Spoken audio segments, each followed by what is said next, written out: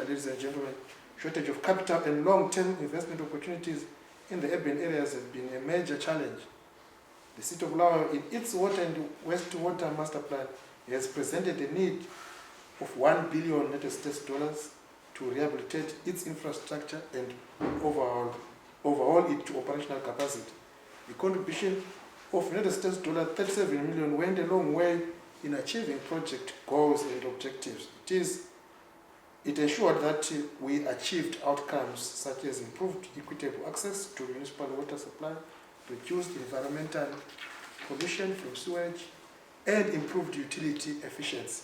While we await the implementation of the project monitoring and evaluation in detail, we have seen the contributions and the changes that have come about as a result of the implementation of the BWSSIP project in Bulawayo. The project, ladies and gentlemen, Executive Director, has directly benefited the population of the City of Bulawayo, which is pegged at 655,675 according to the 2012 population census. This has been through rehabilitated public latrines, hygiene, education, and improved maintenance capacity. The City of Bulawayo further recognizes the importance of women participation in the economy, social and political processes. I am also particularly pleased that there has been a deliberate effort to ensure gender and disability mainstreaming in the employment of the local community during this project implementation. It is unfortunate that in some communities the challenge of vandalism and infrastructure continue to persist, hampering the project outcomes and gains. I continue to urge the local community to desist from vandalism and be vigilant in the protection of this infrastructure. The City of Bulawayo has learned great lessons during the project execution period. We have taken advantage of the knowledge imparted by the experts and funders over the years. The capacity we have gained will assist us in future projects and ensuring that we continue to improve the water and sewerage infrastructure in Bulawayo. Ladies and gentlemen, I wish to thank you. Your Worship, I would like to begin by just sharing with members here present my role as a board member representing not only Zimbabwe, but I'm representing 4 countries under our constituency called Africa Group 2 in the Africa Development Bank. In this constituency, I'm responsible for 4 countries. That is Angola, Namibia, Mozambique, and Zimbabwe. We are an executive board. We are full-time. We are involved in the daily processes involving approval of bank policies, approval of projects for the entire continent. We are looking at 55 countries, of which Zimbabwe is one of them. We look at various programs that are run by the bank. And every year, every executive director is required to undertake a mission visit to the constituency and see what is happening on the ground. So beginning the 26th of May, I undertook my mission visit to my constituency, beginning with Maputo. I was in Mozambique. I visited the country and I saw the projects there, met with the leadership, and I visited another small town, an area called Matituni. Proceeding to Namibia, I was in Windhoek. I went to Walvis Bay and Swakopmund. Came back, I was in Harare. Now I'm here in Bulawayo. In the morning, we toured the power project. All these are projects that are being funded by the bank. And this afternoon, I'm here with you, looking at the water and sewer services improvement project.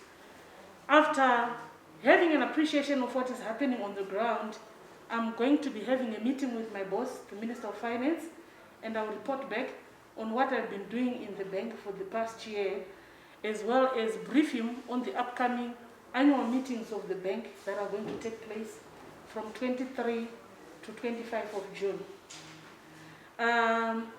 One of the things that I just want to share with you and highlight is I really want to thank the government and the Africa Development Bank for the collaborative effort that they have demonstrated in the implementation of projects in the country. And given the rate at which we've been implementing projects, which has been constrained largely by the fact that our country is under sanctions, bank sanctions, because we ran into arrears. Government is working tirelessly to clear those arrears so that the government and the country will be able to benefit on larger amounts of money which are going to help the country implement larger and more impactful projects. I wish to highlight, Your Worship, that as I leave this place, I want to continue to share with information that the bank is moving towards supporting more private sector projects. You may not be aware. I'm glad. I must declare the work relationship that I enjoy with Mr. Kolisani Moyo. They've been proposing, working on the development of the Bulawayo Industrial Park. And it's one of the projects that we hope, if everything goes well, we would look forward to a situation where government, the local authority, private sector, will put our heads together in order to fund that and make sure we modernize Bulawayo, we develop Bulawayo for the benefit not only of Bulawayo, but all the people in the country and in the region. As you are aware, we are also promoting our companies to participate in the development of the, we're talking about the Africa Continental Free Trade Area. Whatever we produce in Zimbabwe, we are encouraging companies to undertake intra-regional trade. We must trade with the other countries. You may wonder why I went to Namibia. Why did I visit Walvis Bay? It's because we are a landlocked country. We are doing business with Beira in Mozambique. We are doing business with Durban. And we are also doing business with Walvis Bay. So it is important that we gather all this information and we share it with our local authorities and our private sector so that at the right time, after the arrears have been cleared by government, which I'm quite confident there's a lot of positive work that is ongoing, when we start accessing funding from the bank, we should be able to resource our private sector in a big way so that they implement large and impactful projects. Your Worship, this I say with confidence, the bank now wants us to implement large, transformative and impactful projects. In other words, we are saying if anybody comes to Zimbabwe, we should be able to say that's an ADB project because it has got impact on the people. Yes, we appreciate this is one of the big projects so far, but we are aiming for much bigger projects so that we'll be able to employ our young people, we transform the lives of people, and more importantly, improve their welfare and the quality of their life. So this is the purpose of my visit, and I look forward to hearing more, about any challenges that you may be facing or any areas where you think the bank may intervene, and then we can discuss with respect to the way forward. How can the bank collaborate with local authorities in Zimbabwe? I would like to conclude, Your Worship, by rendering my strong weight behind our country manager here, Mono Mpotola. She is one of the very senior directors in the bank, very knowledgeable, very experienced. She has done a lot of regional work. Any questions you may have, we respect the principles of good governance. I'm on the board, she's on management, she's on the ground. Any questions to do with project document development, project implementation, she's just a phone call away. Alternatively, the team from Ministry of Finance, we are your servants, we're here to serve you. With these remarks, I want to thank you, and I'm ready to take any questions, and it's your pleasure, sir. Thank you. In the interest of time, I'll just say all protocols observed. As already introduced, I'm Simela Dube, the Director of Engineering Services and the Project Coordinator of the BWSSIP project. We'll just do a quick overview of the project because in terms of the program, we wanted to just do a short tour of one of the major projects, which is the Moyo Fenil pump stations and also Criterion waterways. But we'll just do Fenil in the interest of time and Criterion waterways if time allows. So I'll quickly run through the projects, but just to give a perspective of the city's water delivery system. The city is supplied from 6 dams, as indicated, all of them in the south of the city. And from there, the projects that we're implementing, starting from Lower Moyo, where we've got our pumping systems, and that water is pumped into the city to our water treatment works at Criterion. And from Criterion, the bulk of the city system is gravitated into the distribution network. So there's no pumping once the water gets to Criterion. Then within the city, we have various distribution reservoirs. I indicated as Criterion waterways. And these are the various distribution reservoirs that are actually support in the distribution of the network. And the area in light green there is the project area that the project did work on in terms of the selection, mainly those areas being our low-income residential areas. The sewer network, we have 9 sewer treatment works located across the city in different areas with different catchments. The project we're talking about actually concentrated, just like the water, on the southern areas treatment works, which is actually almost the same as the project area in terms of water delivery. This is just the schematic of that area in gray is the catchment of the southern areas treatment works, which the project was actually upgrading this treatment works that is downstream there. The city, way back in 2012, Executive Director launched a master plan study for what is required for the city to actually recover from the infrastructure decay that had happened up to 2009. And various programs were identified, which on year 1, which was 2023, was what we called immediate interventions. These were interventions that were meant to get our infrastructure back to normal. Our investment should have been in the region of 223 million for us to actually follow the requirements as set out in our master plan in terms of water. Then in terms of sewerage, similar action plans were identified, and actually action plans also in the immediate short term and medium term identified of which the investment over the period, like we were saying in the short term, it was 6 million. In the immediate it was 6 million, in the short term 74, and in the long term they were meant to be in the region of 260 million.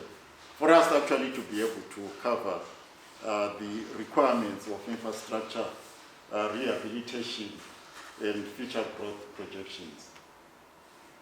Over the period, we have had various interventions, the Executive Director, in terms of projects that have come through, a loan from the Infrastructure Development Bank, the Bowser project that was mainly funded by Australian aid, the BWSSIP project that was funded by UK aid, GIZ in terms of donations of equipment. The city borrowed mainly for wastewater infrastructure to the tune of also 13 million. We have partners with the Netherlands government on what we call waterways projects that contribute mainly towards capacity building. The Africa Development Bank, as you can see, is actually contributing the most at 33 million, as already indicated. And the intergovernmental transfer funds, what is reflecting there is work that has been done, but we do have funding in the current year to the tune of almost about 211 million for water and wastewater infrastructure. As you will note that in terms of the master plan that we have prepared, we still have a deficit of almost about $600 million for us to meet the infrastructure requirements that the city will need to actually bring our infrastructure back to the expectations of our community. The project, I think I will just go into detail. The mayor in the town clerk has already said it in detail. The main objective being to improve on our water supply, sanitation services to contribute to the health of the population of the city, with major outputs being improved access to municipal water, reduced environmental pollution, and improved utility efficiency. The project, I think the stakeholders were actually involved in the implementation of the project with actually community liaison officers that were actually in the areas where the project was being allocated so that communities could actually interact with us. And we also had a stakeholder steering committee, stakeholder forum, that met twice a year, and we did successfully do that throughout the project with the different communities and community representatives being part of the project. And in terms of the budgets, I think the town clerk has already said 90% coming from the bank and 10% coming from the city, mainly in kind, and also some contributions in terms of network infrastructure that was being upgraded in Kautu Park, where the bank provided materials for upgrading of the Shalani with scheme in Kautu Park. The project start was in 2016, January, initially targeted to finish in December 2020, but has been extended actually to December 2021 because of the COVID challenges that we experienced. This is just the project summary in terms of progress physically. On the ground, on the major contracts that still remain outstanding. As you can note, in terms of implementation, the project is at 96%, while our target was that we should be at 97% by this time. And we think we'll still be in time. Most of the contracts are closing at the end of this month, save for three contracts that are likely to stretch, one to October, the other one to December 2020 because of the delays relating to COVID challenges. The infrastructure, water infrastructure project, the pumping mains is what we call W01, is actually at 98%, it's actually at the end of it. We've been working, it's just the snakes that the contractor is finalizing. W01 is the water mains upgrading and water mains renewal, which is at 97%. W03 being the Kautu Park outfall sewers that I'll go to in detail. 004 being the upgrading of the water treatment works at Criterion, which was saying is also 99%, it's just the snake listing. That is outstanding. W045 was actually the upgrading of sewerage works in the southern areas, treatment works, which are indicated as the project concentration is at 100% complete and handed over. And 90% is the southern areas treatment works. Maybe one of the things that why we concentrated on the southern areas treatment works, Executive Director, was that the city being a drought-prone area. One of the focus was that the sewerage coming from the southern catchment is predominantly domestic, and the opportunities for recycling that water for secondary use were actually what we're looking at. And one of the main takers that we're looking at was actually the Bulawayo power station when it comes on board, which project I'm sure you have already been to. So there is a partnership within the city and the ZPC to actually provide secondary water instead of clean water for for the power station, which is why our concentration was mainly in the southern areas treatment work. This is the financial progress of the projects that I've already talked to. As you can see, the financial progress almost sitting at 80%, mainly being just payments that are coming through, and the biggest part of the payment being for the water pumping equipment, which is actually, we have signed the handover certificate so that we can now release their last tranche of the funding.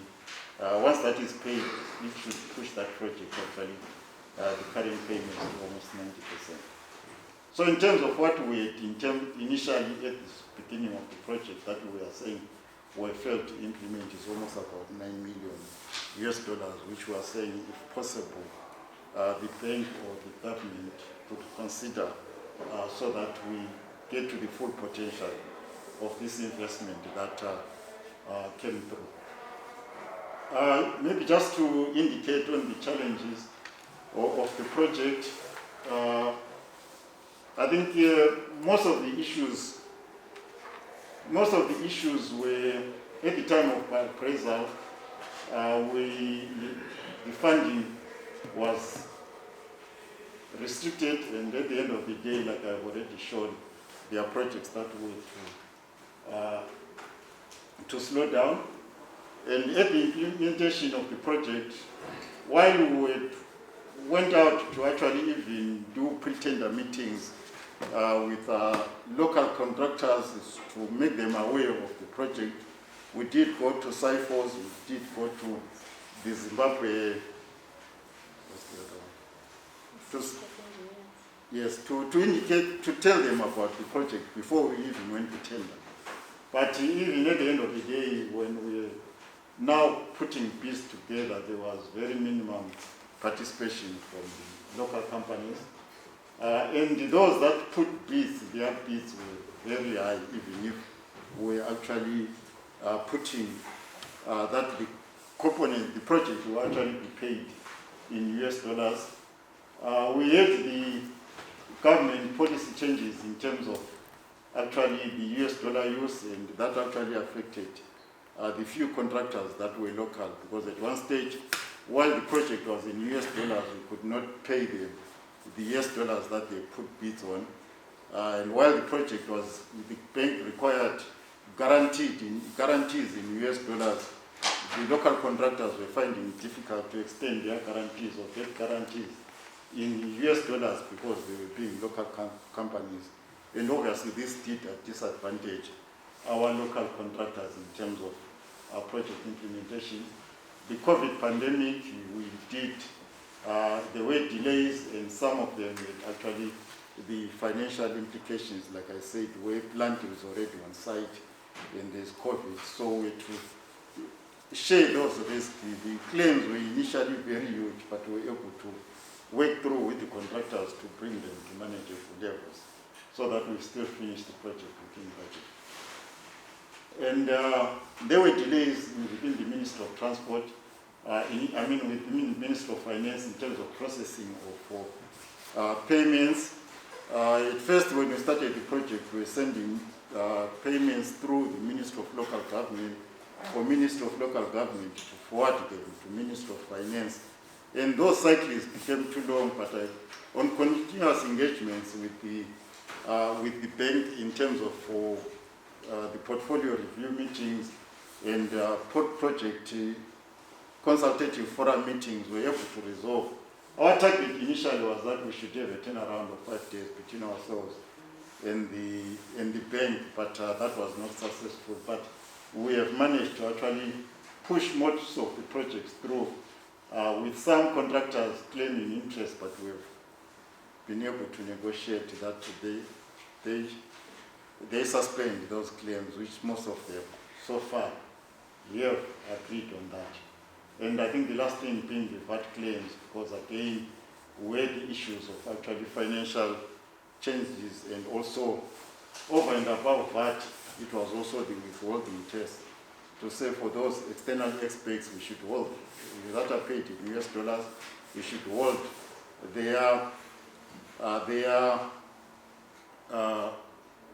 retention in terms of the ZIMRA Act, but unfortunately the city didn't have the US dollars to meet those obligations. So we find that at one stage the dollar and the Zim dollar was 1-to-1, so initially it was not a problem, but when there was change in currency systems, then that obviously became an issue. It is one of the audit issues that maybe executive director will see on the project.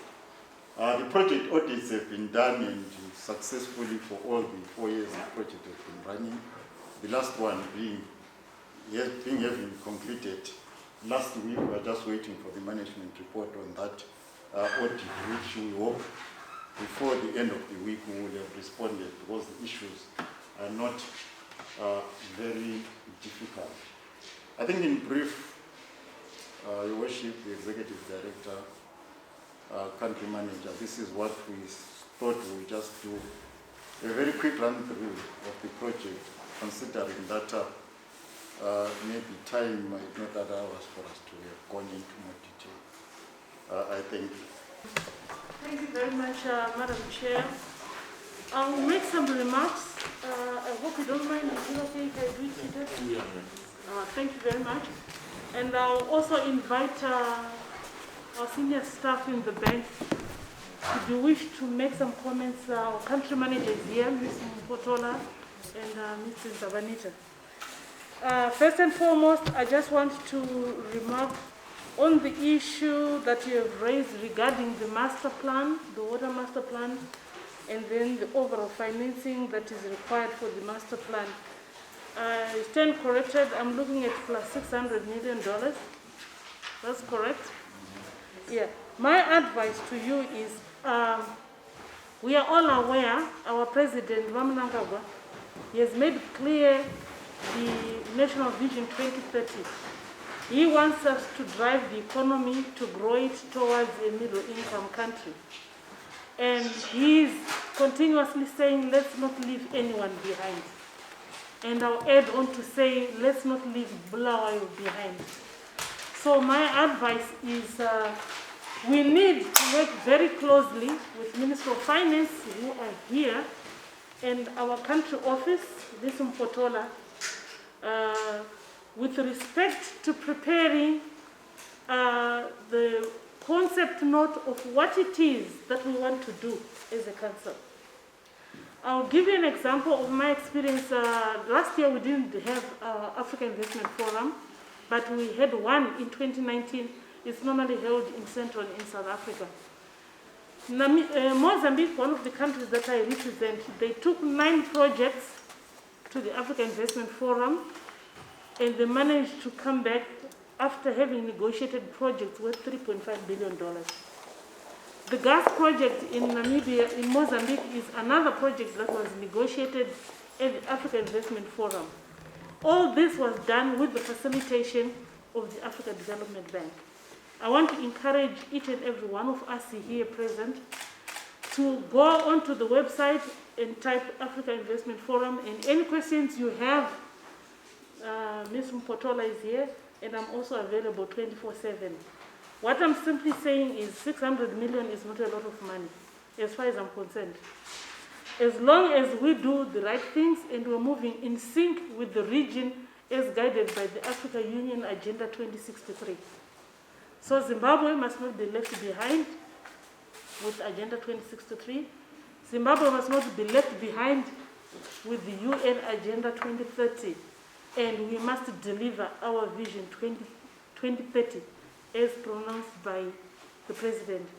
And as long as I'm around at the Africa Development Bank, I want to put my head on the block to say I want to work closely with you, because the bank has already started working with you on projects to do with water and sanitation. And water is a basic necessity, it's a right for everyone. And we want to ensure that this project, as also announced by the President, is addressed for the benefit of all. Your Worship, I commit myself to this assignment. I'm pleased also to note that 96% project completion rate vis-a-vis a target of 97. Allow me, Your Worship, to give you a remark, a comment that I've had wherever I've gone. Bulawayo Metropolitan is rated most likely to be the #1 local authority. And I'm serious about this, and I'll repeat it. Your council is doing a lot of good work. I've gone around looking at various projects that have been implemented by the bank together with various local authorities. I think the collaborative effort that you have, I can only encourage you to make sure you document your information and you share with the other local authorities so that people know how they can pick best practice from Bulawayo Metropolitan. Thank you very much with that progress that you have made. And then a statement that has been made and which is fact that Bulawayo, this city is drought prone. Everybody is aware of the challenges we are facing with climate change. And in the bank, we are talking about climate change and adaptation. We want to emphasize the word adaptation. So, same thing with us here in Bulawayo, same thing with us people here in Zimbabwe. We must make sure we emphasize the concept of adaptation. In the bank, there is a fund that has been put in place by the bank, a total of about $25 billion, available for the member states, the 55 countries, to be able to access. So whatever projects we may have, besides accessing funding through African Investment Forum, we can also access through the climate adaptation window. And the details you can get from our country manager. She will take you by the hand. She will help you develop your concept notes if you need be. She can help you develop the project documents if need be.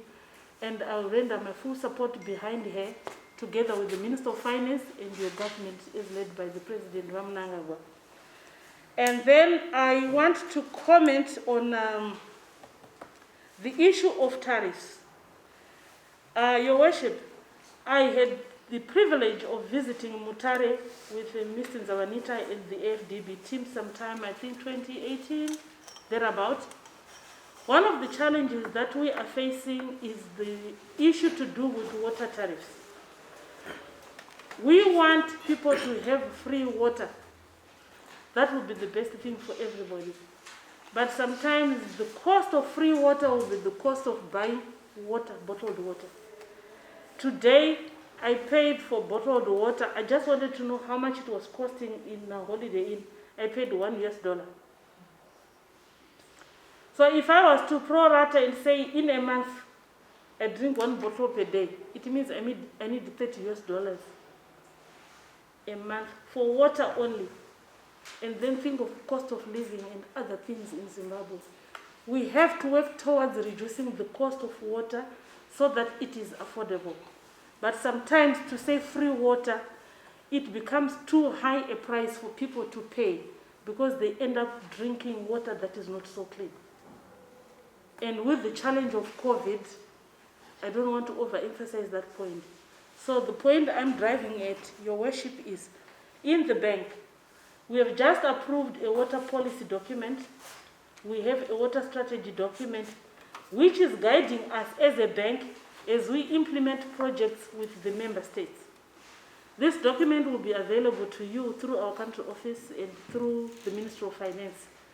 We can discuss that detail to say what are the necessary reforms that need to be implemented by the local authority, particularly water pricing reforms. This problem is not true of Zimbabwe only.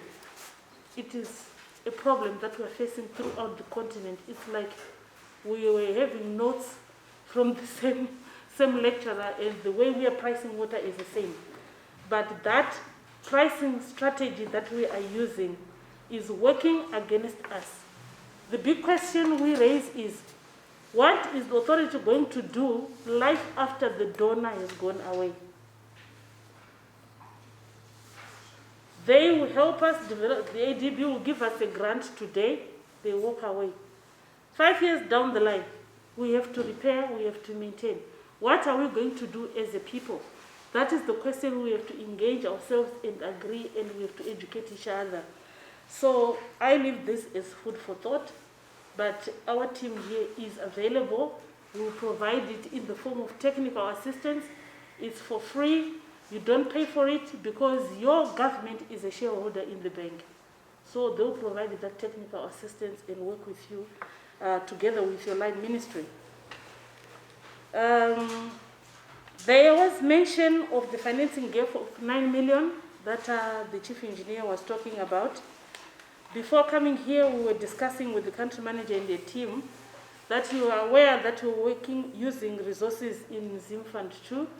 We are now thinking of developing that further into ZIM Fund 3.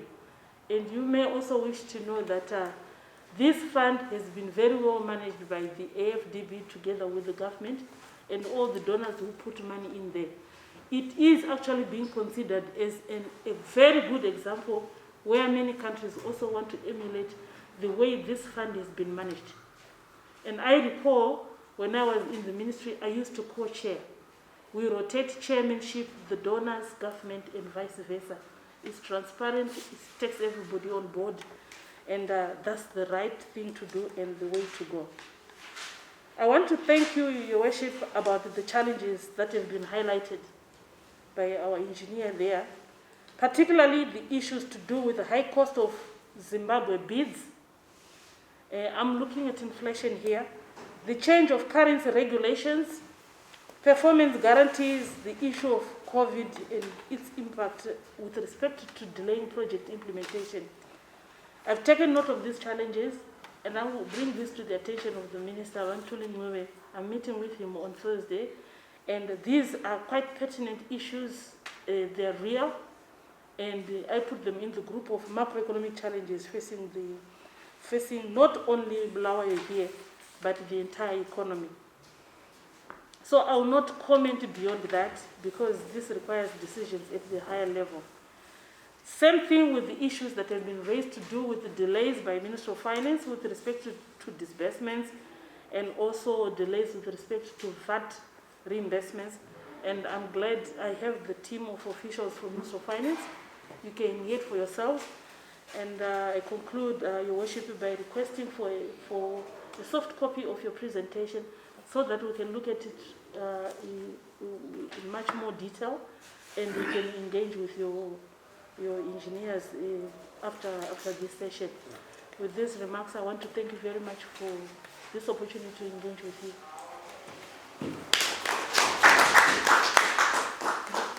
Okay, thank you, Your Worship, Madam Executive Director, Dr. Katera, the Town Clerk. Just a few words from my side. In the interest of time, I think all has been said about the project.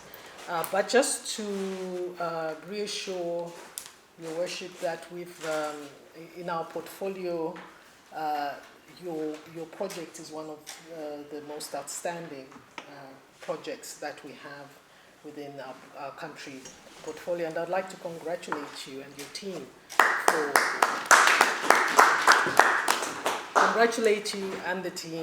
for a job well done. I think very often there's an idea that public institutions cannot execute, but as we've seen, the execution of this project at 96% has been very commendable. Just a few things that I'd like to add. First, it's the idea of project preparation and the need to raise funds. As the ED has said, we are available as a bank to help you prepare bankable projects that you can then take to other platforms within the bank, such as the Africa Investment Forum. We haven't had much of projects coming in from Zimbabwe, but would like that to change. And given your track record and your performance in execution, I think this is something that is worth considering. The second is looking at, I'm glad, Your Worship, you mentioned that you're looking at putting special economic zones within within the city of Bulawayo, which I think is very important. Bulawayo should take advantage of its position within the sub-region, to look beyond Zimbabwe, to see how it can connect with other industries in other countries, so that we start developing what we call regional value chain. This is an area that is well known for leather products. How do we then, use that to, say, support, the motor industry in South Africa, for instance, in manufacturing car seats and other leather products that are important.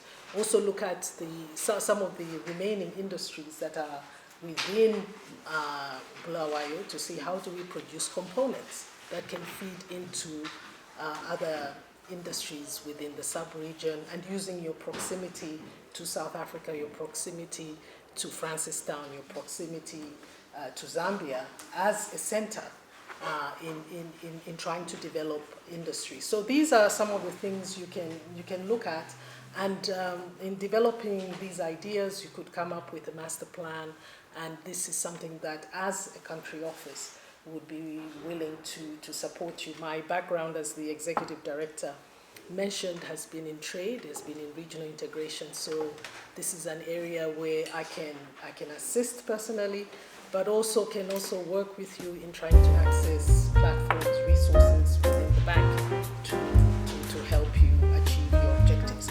So let me end here, and thank you very much for receiving us.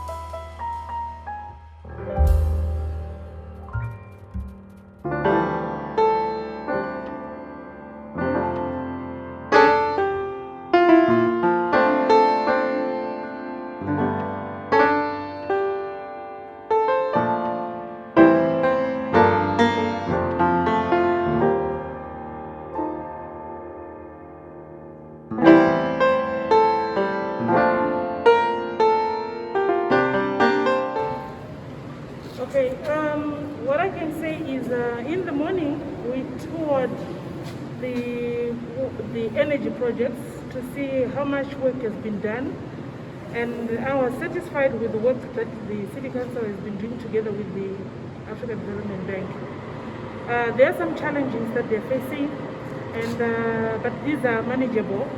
And when I compare with some of the projects that I've seen so far, I can confidently say that the teams are working very well. There's very good collaboration between the bank and the local authority, particularly being facilitated by the local country office. Then in the afternoon, we came to see this water treatment plant. This is very much in line with the objectives of the bank. Like you see, we've got our own slogan where we talk about Feed Africa, Light Up and Power Africa, Industrialize Africa, Integrate, and then improve the welfare of the people of Africa. So the same objectives, we apply them to specific countries. So the water projects help us achieve the first objective of feeding Africa, which is feed Zimbabwe. Because without water, there's nothing that you can do, especially with respect to addressing poverty. Then the energy project, the electricity one, it helps us bring power to the people.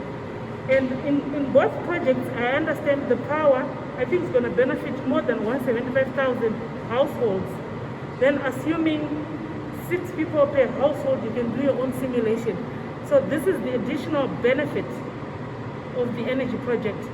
For the water project, we're looking at over 600,000 households that are going to benefit. That's close to about 1 million. Again, you can always pro rata, we're assuming 5-6 people per household. Us as the development bank, we are interested in the developmental impact of the project. We are serving the government of Zimbabwe, who is the shareholder in the bank. And when we manage to deliver to the people, we are happy that the government and the bank together, they are working in a productive, progressive manner. So now, as I represent you on the board has made a decision that we are having a plethora of small, different projects nationwide, not just in Zimbabwe, but throughout the entire continent. These projects become very difficult to monitor and to implement. You can imagine today, I've seen energy projects in the morning and then power projects in the afternoon. If we have got a plethora of these, it takes a long time to monitor and make sure we have got effective delivery to the people. So the bank is now moving towards supporting large projects that are transformative in the sense that they transform the structure of the economy, they are developmental, they've got great impact on the people, such that when somebody comes to Zimbabwe, Angola, Mozambique, which is my constituency, you can actually point and say, that's a bank project. Sometimes you come and say, where is ADB here? Until and unless somebody takes you to a center like this one, that's when you get surprised to say, what? Is this happening in Zimbabwe? Yes, there's a lot of positive things that are happening, but sometimes the good news is not news. So this is the work that the bank, which is your bank, because it is also owned by the government of Zimbabwe. That's the work they're doing. I'm thoroughly impressed. I'm very happy. I'm comparing this with other projects where we face serious implementation projects, particularly at the procurement stage, where you find that bids are rejected on a continuous basis because of, human interface with money. There is corruption. But I did not even hear that word here in Bulawayo. And I want to thank the team for that. As we move on to larger projects, how are the terms and conditions of the security? Sorry? As we move on to implement these larger projects, how are the terms and conditions of the business? The terms and conditions are very concessional. I cannot be specific, but what I know is some of the interest rates are as low as 1.75% to 3 max. The repayment period can range from 15, 20, 30 years, depending on the magnitude of the project. But however, you are all aware, anybody, if you're dealing with a financial institutions, this is simple banking principles 101. If you borrow and you fail to pay back, the bank will sanction you. Even me, if I borrow from Command Agriculture, if I fail to pay back, they blacklist me. Until and unless I've cleared my arrears and I'm in good standing with the financial institution, That's when they resume those payments. But Zimbabwe, you are aware there are a lot of endogenous and exogenous factors that brought us to this situation where we are. And I'm sorry to say, as an economist, these are my personal views, sanctions also have a great role to play. Because right now Zimbabwe cannot export. You try to export, you lose that money. Talk to the companies that have been exporting, you lose that money. This is all because of sanctions. I admit we also have our own internal problems. But should the government manage to clear these arrears, which is an assignment I've already been briefed, there's a lot of work that is in progress. Once the arrears are cleared, we are in good standing with the financial institutions and all our creditors, we should be able to access funding for any of the big projects. Not only from the bank, but the bank can also assist us access funding from various other platforms like the Africa Investment Forum. Like I said, Mozambique took 9 projects to the Africa Investment Forum. They managed to secure $3.5 billion. Part of the money has been helping them with the gas project. And you know, us as a bank, we injected $400 million into that project. The syndication of those resources is what will help us implement large and impactful projects. Hence, the recommendation I've made to the mayor that start now to prepare your concept note for your master plan. $600 million is not a lot of money for the bank. It's possible, it's doable, and I've seen so many other projects, similar projects being funded by the bank. But first and foremost, let's be in good standing with the bank.